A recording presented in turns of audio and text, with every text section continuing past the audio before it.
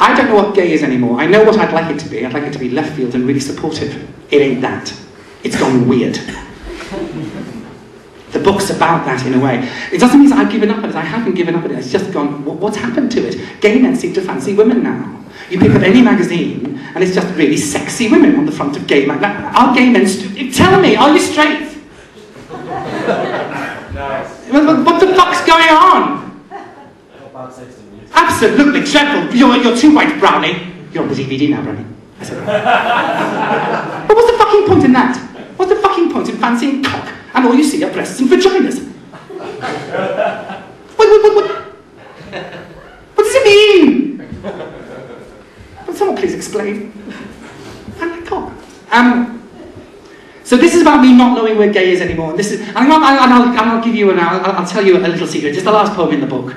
It's called "What is this thing called gay?" What is this thing called gay? I thought it was about life, love and passion. That it was way more original than the latest high street fashion. That it was more than a business proposition. I thought it lived in glorious opposition to some of the hideous wrongs of our society. That gay meant colour, of more than the rainbow variety. That experience was our college, life our university. I thought this thing called gay meant we were warriors of diversity. Banners flying high, weapons in hand, marching, mincing to the promised land. That it was far more important than the newest celebrity in vogue. Call me old-fashioned.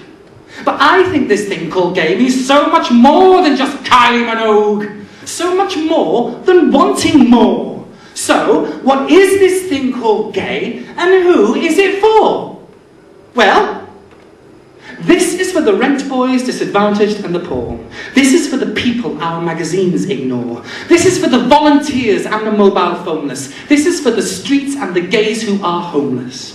This is for the queers who first answered the clarion call. Those magnificent men who were drag queens, breaking rules and breaking nails by throwing bricks at Stonewall. This is for their sparkle. This is for their spangle. This is for those who wore the pink triangle. This is for the ladies, transgendered and the gents, and those sassy, saucy sisters of perpetual indulgence. This is for the slogan, no surrender, for every diesel, dyke and lipstick lesbian avenger. This is for the complex, the confident and banal, and for all those wonderful times cruising Manchester's canal. This is for the bitter, this is for the sweet, this is for all of you who love an anal treat. This is for the people who survived their abusers. This is for the sex workers and the wheelchair users. For families, friends, partners who watch their loved ones die. For the lowest of the low, the highest of the high. This is for those of us who live with this disease. This is for anger. This is for peace. This isn't for Judy Garland, Shirley Bassey, or Madonna. This is for unity, integrity and honour. Nor is it for diamonds or jewels in any quantity. This is for the treasure that is true equality, for individuality and its increasing rarity.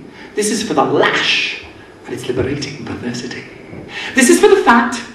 This is for the skinny. This is for the screaming queen and the moaning minnie. This is for the winners, but more for the losers. And for all my friends, the pill poppers and boozers. Rave on, Gaychester! This is for movement. This is for stillness. This is for sanity and mental illness. This is for the families who have never pretended. This is for the forgiving and the offended. This is for coming through the violence and hate. This is for the end of clause 28.